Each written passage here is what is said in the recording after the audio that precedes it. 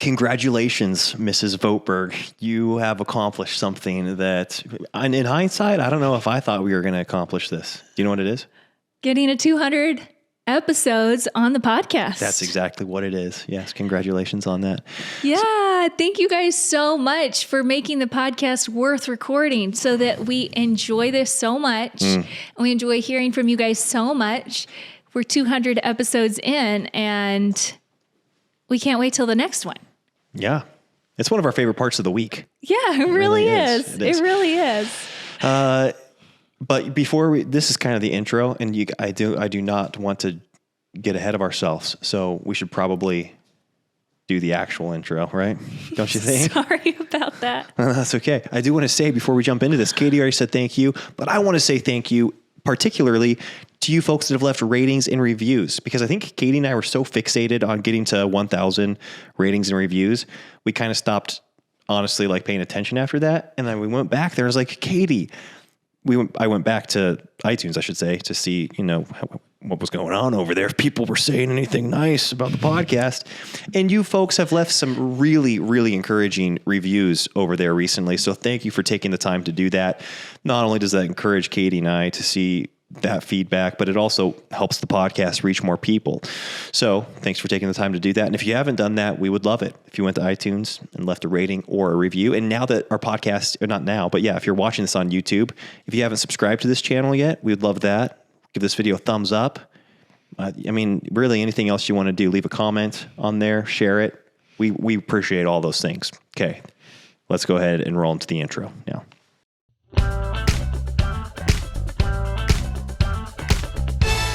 The Now That We're a Family podcast. All right, you guys. So I already kind of botched Elisha's intro because I jumped in. I jumped the gun to just talking already. I thought we were just jumping right in. I honestly think we can recover from it. Okay, that's good. We've recovered from worse for 200 episodes. And that's kind of what this episode is all about, I guess.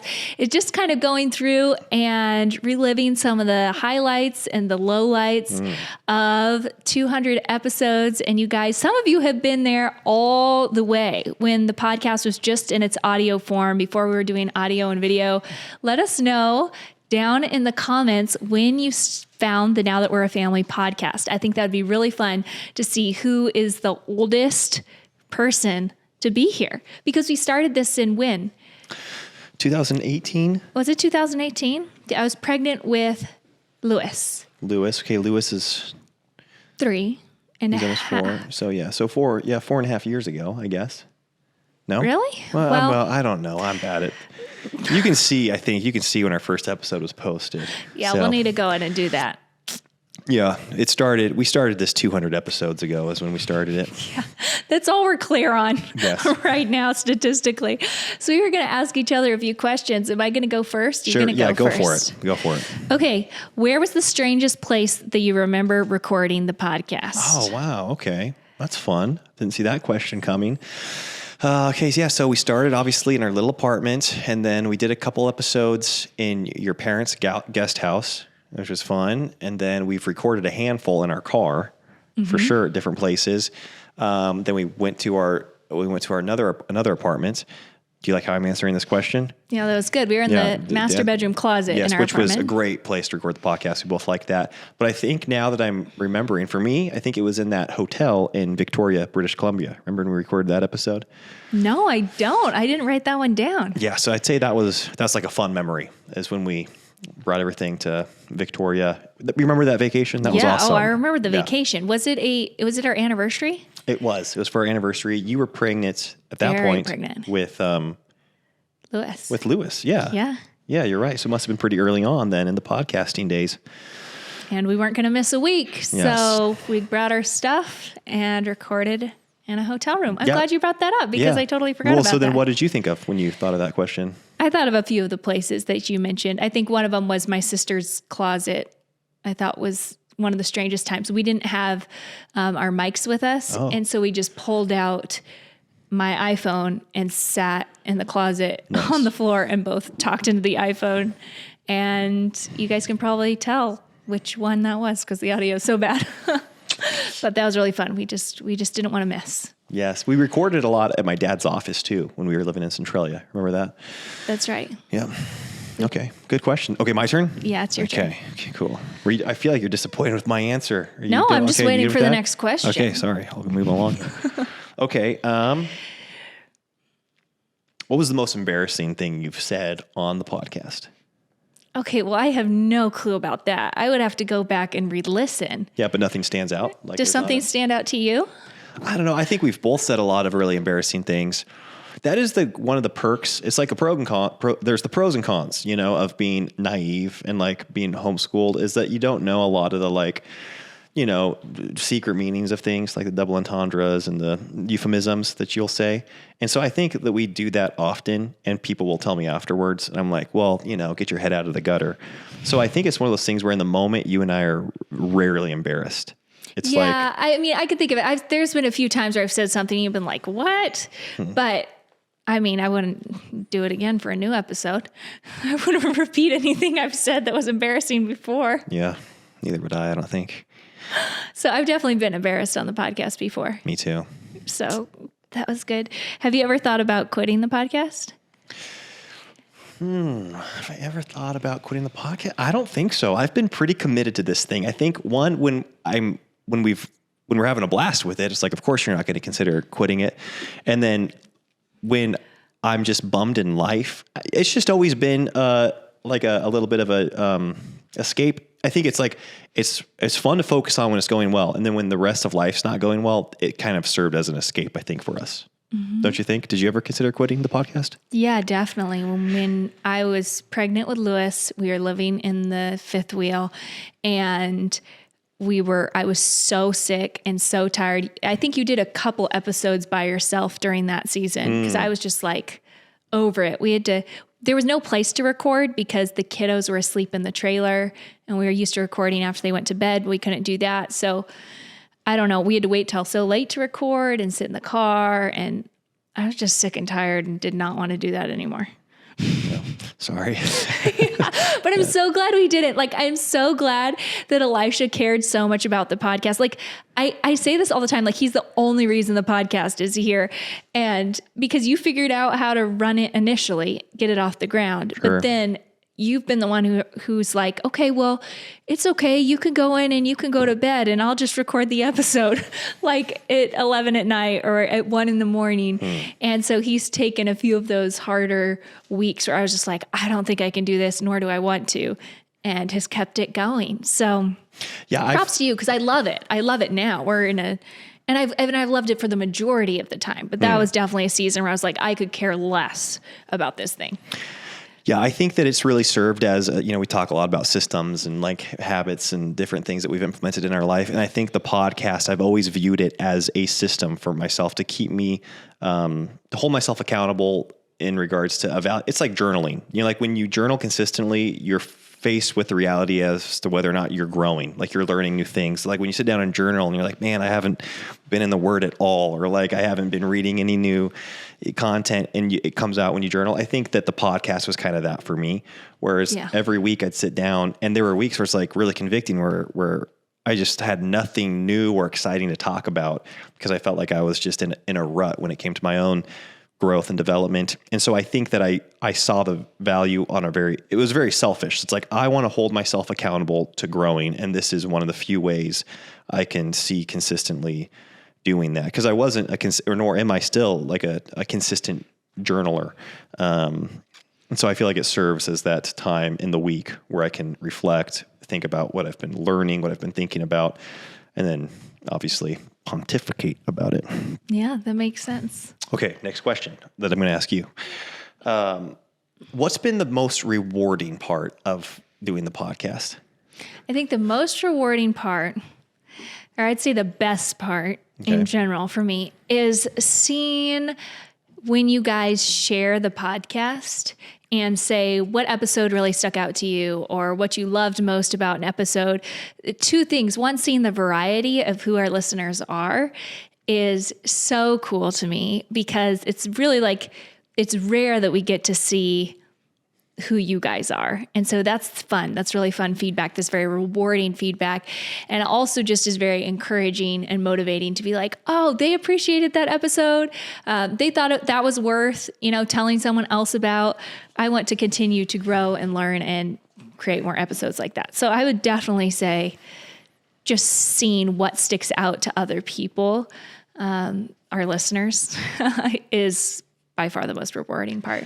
Yeah, I think that obviously is rewarding for me. One of the more rewarding things for me has been people that we know personally, that we were friends with before we did the podcast, and maybe we even felt criticized from early on when we started the podcast, because it's like, who are you guys to have a podcast? What are you going to talk about? What do you have to offer? And then come back and be like, oh my word, I listened to your podcast. And that's so encouraging. And I think that's always been rewarding for me, because you or I proved you wrong. No, it's not a prove you wrong. I think that you and I have always wanted to have an attitude or a posture maybe of, it's just being conversational. And I don't think you or I have ever felt like we want to teach or speak with this dogmatic authority on an issue, but we like including other people into the things that we're learning, that we're having conversations on. And I think that has, that came across to some of our friends. They're like, oh my God, that started like a really cool conversation, with my wife or my husband or whatever. And that's been really rewarding. It always means a lot when it's the people that are close to you, that really care about you, that really know you, when they say, oh, okay, I feel like that was worth sharing. Like that really means a lot. Yes. And that is something that with pretty much anything we've started, but especially the podcast, we've kind of had to forego. And I think a lot of people could relate to that. You kind of have to forego that initial approval, maybe when you're starting something new, because people are a little nervous, like, what's going to happen? What are they going to talk about? So that's encouraging. You're right.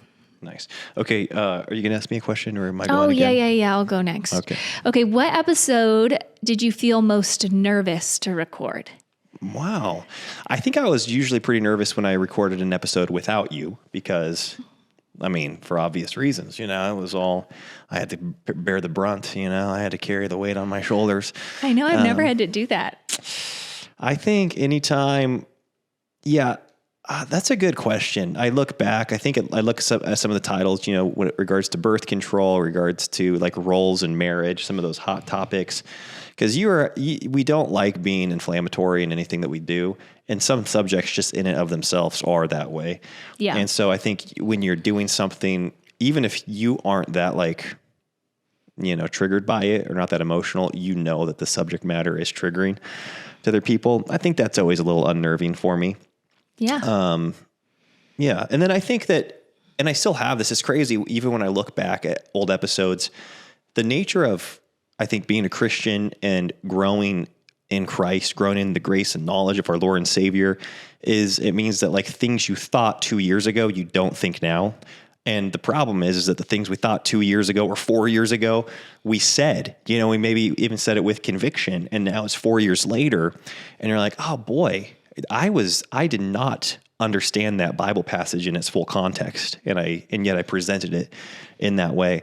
And so I think stuff like that can be really paralyzing a little bit, debilitating, whether you're talking on a podcast or writing just as a Christian, it's easy to get just overwhelmed with God's word. And like, the more you grow, you're like, boy, I thought I knew what this meant, 3 years ago. It's become so much more deep and profound to me now. And the insights are all the more rewarding. And so I think there are times where we'll all look back at just the titles of past episodes and I'll be like, you know what I think I said then?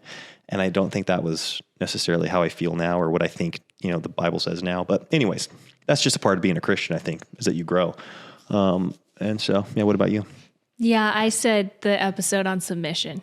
That was the one I was most nervous to record, because the podcast was still pretty new at that point. We were still writing out, I was writing out things that were word for word that I wanted to say. And I think that the audio version made that easier to do, because I could just hold up my book and read it.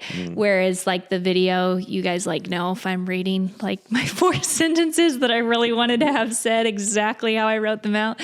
But I was really nervous on that episode because I wasn't also super sure who our listeners were at that point in time, and I didn't know how they would receive what we were saying. And I just felt a lot less comfortable communicating truths that I believed at that point in time. I think if we did the same episode today, I'd feel a lot more confident and comfortable sharing it, knowing that there's going to be feedback and disagreement, and that's just a part of life.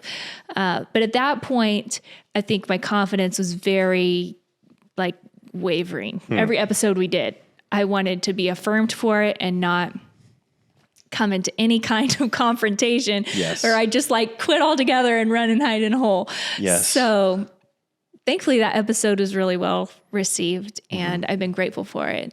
But like you said, it's just topics that by nature are inflammatory, but at a certain point, we get to a stage in our life where we really feel like we need to say something on this topic and stop just pushing it under the rug. And I feel like we have a few topics like that right now where it hasn't been the right time. We don't feel called to speak on these things.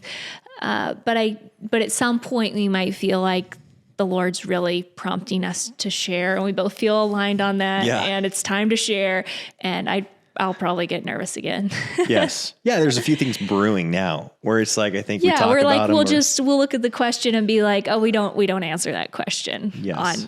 on air or on the podcast. But we will at some point, probably. Yes. Yeah. I agree. Hey, you guys, I just wanted to tell you real quick about my homeschooling course, Homeschooling the First 3 Years. It's all about laying a foundation of joy and confidence and fun and simplified homeschool in your home. So if you're in a place where maybe you're considering homeschooling your kiddos in the next few years, then this course is for you. It's going to break down not only what we do for homeschool and our family and what we've done for the first 3 years in homeschool, but it's also going to show you exactly how that looks. So I'm going to take a camera around with me vlog style and show you how does it look to homeschool with a baby? How does it look to homeschool with a toddler?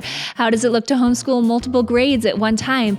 How do you navigate different learning tendencies? How do you navigate your learning style as a teacher? And how do you motivate children and get them to love learning? I love homeschooling my kids. One of my favorite things that I get to do with them each day, and it's something that I want you to love doing with your children as well. So if you look down in the description box, you will be able to find a discount code where you can get a discount off of Homeschool the First 3 Years, and I really hope that it blesses your home. What are you most looking forward to going forward with the podcast? What am I most looking forward to? That's a good question. So I think it's pretty cool, the people that Elisha is able to interview right now and me, but I do less interviews straight up because if he can take that time and do it, that's great. I don't have to. And I get to listen back to the episodes afterwards.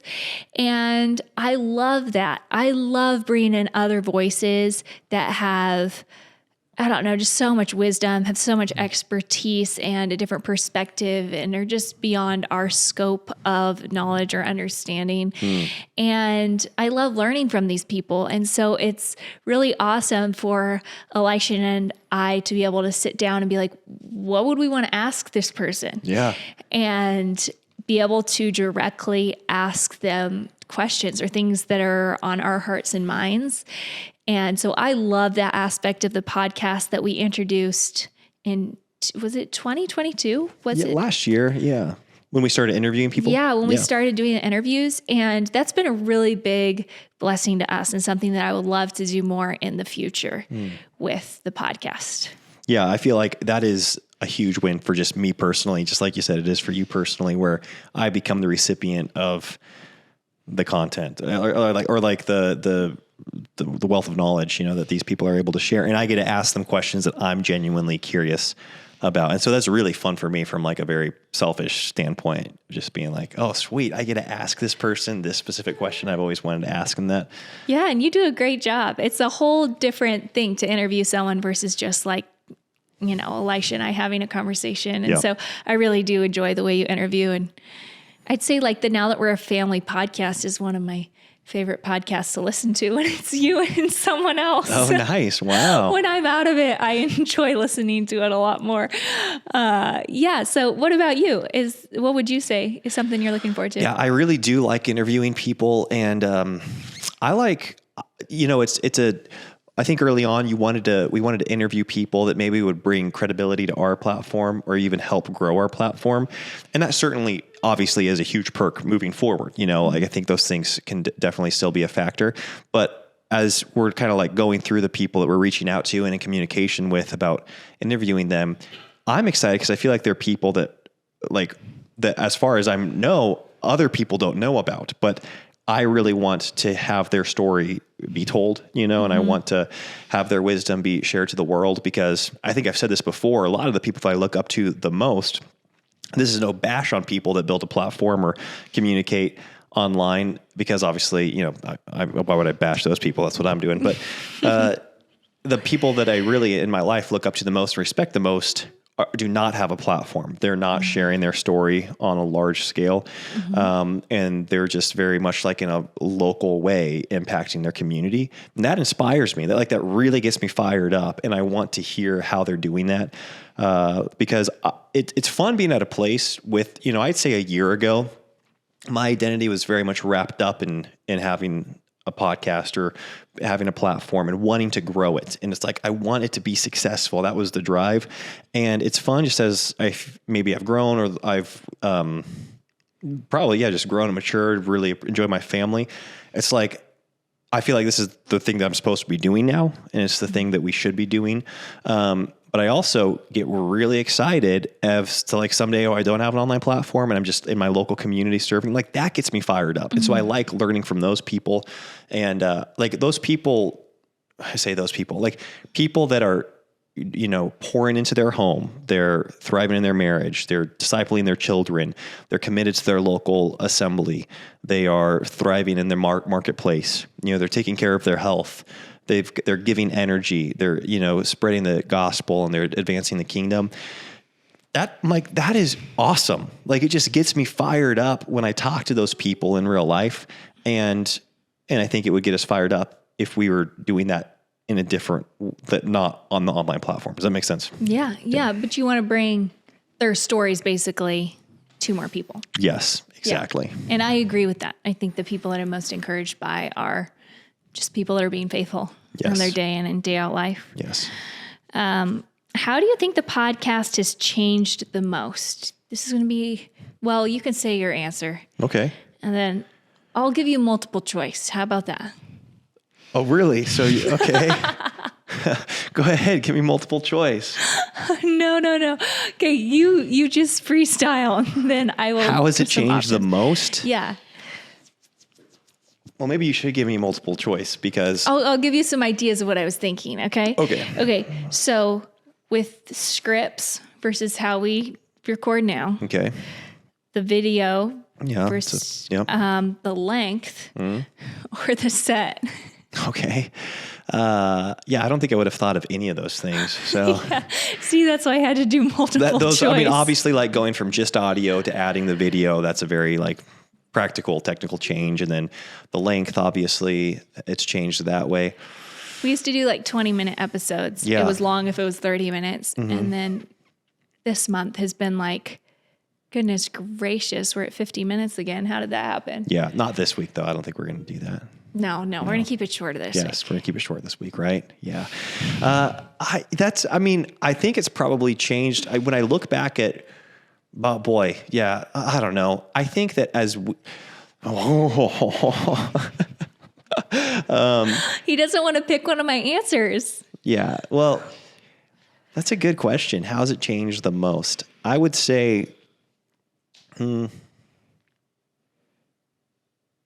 even think set wise, it used to be, it's all audio, right? So it didn't matter. To me, that's one of the biggest differences, probably because it's we would do this after the kids went to bed. I'd always have just a messy bun or be sweaty or whatever. It's just no makeup. And then we sit down anywhere and everywhere and pull out our mics and record a podcast. Yeah. And then once you added in the visual element of stuff, I really bucked that. Yeah. You guys know that we started the visual of, okay, we're going to do YouTube, did it for a few episodes. I was like, I hate this, can't do it. Elisha was gracious, let it drop for a while. And then we started it back up again. And now I love it. I love the interaction piece of YouTube and being able to, there's a lot more interaction on YouTube than there is on like a podcast app. You know, like on the apps, you really only have reviews, and that's how you hear feedback from people. Yeah. But on YouTube, it's like you guys get to see us, and we kind of get to see you through the comments and your profiles and stuff like that. So it's not to the same extent as if we were having a conversation, but we get to know you a little bit more. Yeah. So that all changed. But then it started mattering, like, not just how you look, but like how your lighting looks, how your cameras look, how your, you know, I will say it just added complexity. Something that's changed from the early years is because, well, one, when we started, we didn't have a lot of listeners, so there wasn't a lot of back and forth and feedback. But as we've grown our audience, I feel like there's also become, it's what you were saying.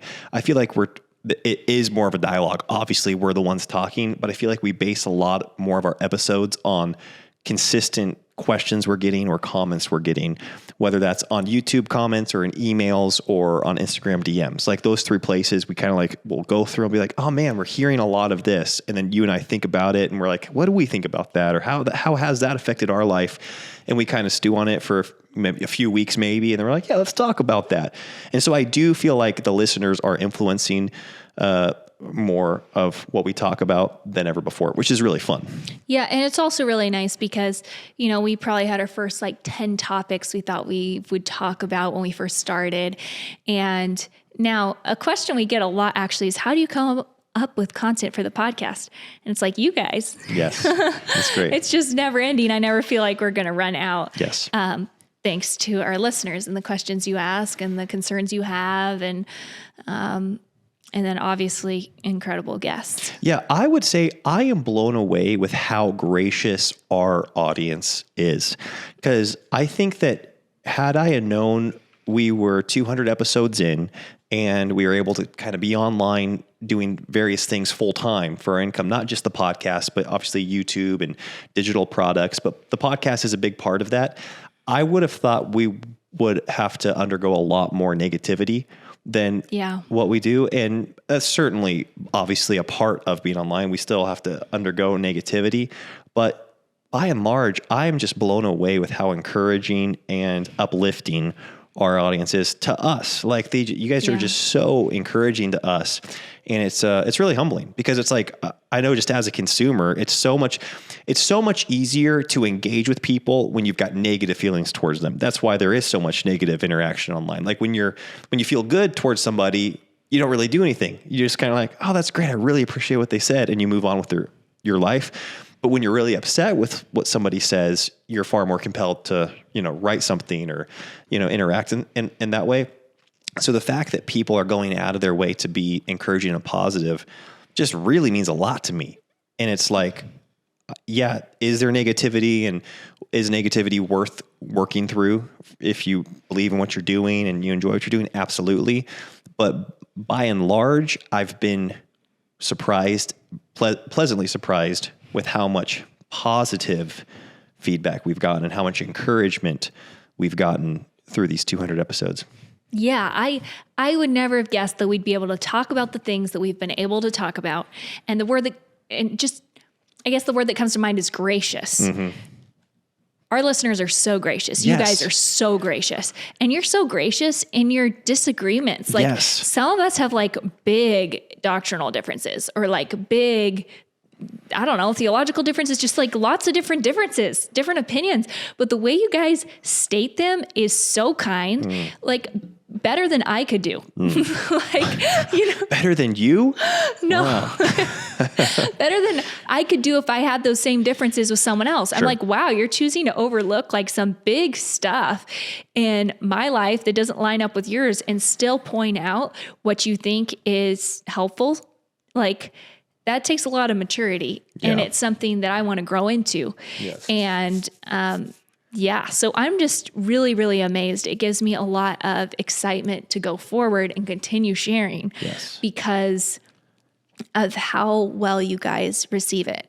And so anyways, thank you so much. Yeah. That's a big part of how enjoyable this is. And we have had multiple people who are also online be like, where is your audience from? Like, your listeners are so kind. Your viewers are so kind. Like, I didn't know that could exist online. Yes. And so, yeah, we're just really humbled because it's definitely nothing that we've done. It's just the people that the Lord has brought into our lives. Yes, that's exactly right. And like you said, it's the way people are willing to disagree with us in such a gracious way. Yeah. It's not like people are just telling like, yeah, we agree. This is awesome. Thanks for saying this. Obviously we appreciate that, but I almost appreciate it more when people are so thoughtful in how they disagree, and it makes us truly consider their point of view. Like, which is obviously a lesson for life, like if you really want your viewpoint to be considered, you have to use some tact, and come at it with making them, like, so that they want to consider your point of view. And I really feel like our listeners do that. So thank you. Yeah. I don't have any more questions. Okay, great. Well, this is kind of negative, but I can't remember if I asked this one. I asked most embarrassing. Yeah. I asked most rewarding, right? What you're most looking forward to. Okay, do you have a biggest regret from the podcast? Biggest regret from the podcast. That's a good question. Maybe you guys could tell me what my regrets should be. I do feel like with the nature of the way we put things out into the world, there has to be an element of just letting it go when you're done, because otherwise it can be very crippling. I do think there are certain episodes where I regret, like the audio wasn't working, or, something technical wasn't working. Wow, looking over at me. Who else am I going to look over at? At the beginning, and just intermittently, like our mics would go out, and like, thankfully we have someone who is incredible that takes care of all that for us now. But there was just stuff that, we go and we record our podcast, and like we have this hour to do it before the kids get up. And so it's like, we're recording, like this is our time, whether or not the tech is supportive or not. Yeah. And so I think those are some of my regrets, because some of the episodes, it doesn't happen a lot, but like one or two of the episodes I really like are very painful to listen to just from an audio standpoint. Yes. And so that's something that I'd be like, oh man, if we could go back and change that, that'd be great. But after recording the whole episode, we were like, not going to do that again for a while. Yeah. I mean, I second that when it comes to just when when I've failed on the technical side of things. Wasn't like it was saying, me. It wasn't saying you failed. It's just like when technology has failed us. Yes. And I'm over the technology. I'm over the technical department, or at least I was at the time of its failure. So falls on my shoulders. No, I'm with you there. But yeah, I think that has been a big bummer. Is like, wow, we both like give each other a high five, and we're like, that was a great episode. Like, I loved what you said, like you too. And I look down like, oh, it wasn't recording, No. You're like, are you kidding me right now? So that's happened a couple times, which is a couple times too many, really. Really, it's not bad though for 200 episodes. Yeah. I also think like there was a time where we used to, basically when we were living in Washington, where I feel like we were under a lot of spiritual attack for whatever reason, because every day that we recorded the podcast, we'd get in a big fight, and then we'd have to resolve the fight before we could record the podcast, because it's like, you can't just go into recording a podcast hating your co-host. I mean, yeah, maybe you can, but not me. Yeah. It's like, I regret. I'm with you. I thought of those things when I thought of the regret thing, was like the fights that we would basically have to, or the arguments, we'd like pause the episode, argue for 2.5 hours, until it's like 1 in the morning or 2 in the morning. We're okay, we need to finish this episode. Usually we would reconcile and then go finish the episode. Yeah, we weren't going to finish it. We've never finished an episode unreconciled. Exactly. But this happened in a very specific season of life. Like, that's not normal. Yeah. And I think we just, that was not a good season for our marriage. Like, in hindsight, I mean, it's good in that we like made it through the season, and we learned a lot from it. But yeah, I don't think we were. But I don't even know if it's a regret, because I feel like the podcast was the only thing that we did together that forced conversations happening. Like weekly, we had to sit down and communicate through something and be on the same team. And so I do think like that was healthy, keeping that like a relationship aerated wasn't very fun Yes. at that season, but I do think the podcast actually ended up being very healthy for us. Yes. To get that stuff out that maybe we needed to, that could have gone unsaid, and then Big time. I think that's been reconcile. that's been such a blessing in doing the podcast. A consistent blessing is having something that we do together. Like even when when our heart doesn't seem to be in it, or we're not having a blast doing it, we're doing it and it feels obligatory, but we're doing it together. I think that is something that is so beneficial to marriages. Just having a thing that you always do together. And it's funny, we were watching a movie a while back, and she was like, it was this older couple, but they had like grown apart. And she was, I forget what she said, but basically she's just kind of like, I don't care, like if you want to rob a bank, or if you want to do this, or if you want to do that. She's like, I just want to do something with you. Like I want there to be something that we can do together now. And I was like, oh, that really, I think, is a valuable thing in marriage, when you have that thing that you do consistently together. Like that's not just the normal mundane life. That's not just like, we eat dinner together, we sleep in the same bed and we raise the same kids. It's like, no, we lead this study together, or we do this podcast together, or we are in the soccer league together and we show up every Tuesday for the game. I think it's really fun to have those things, and it's really helpful to a marriage. Yeah. So it's kind of fun to kind of even just think through the course of the podcast and the seasons of our marriage that we've been on. I think for the most part, we go into the podcast being like, oh, cool, we get to do this episode. But yeah, that season sticks out as about 6 or 7 months where it was just like pulling teeth to do it, but the Lord was using it in our lives. That's a wrap. That's a wrap. Yeah, we're going to officially say that's a wrap. Yes. Thank you guys so much for joining us on these 200 episodes, or the last 2 episodes, or this episode. We're happy you're here. And it'll be fun to see how the podcast continues to morph and change over the next few years as Lord continues to lead. Yes. Thank you all so much. We'll talk to you next week. Bye. Bye-bye.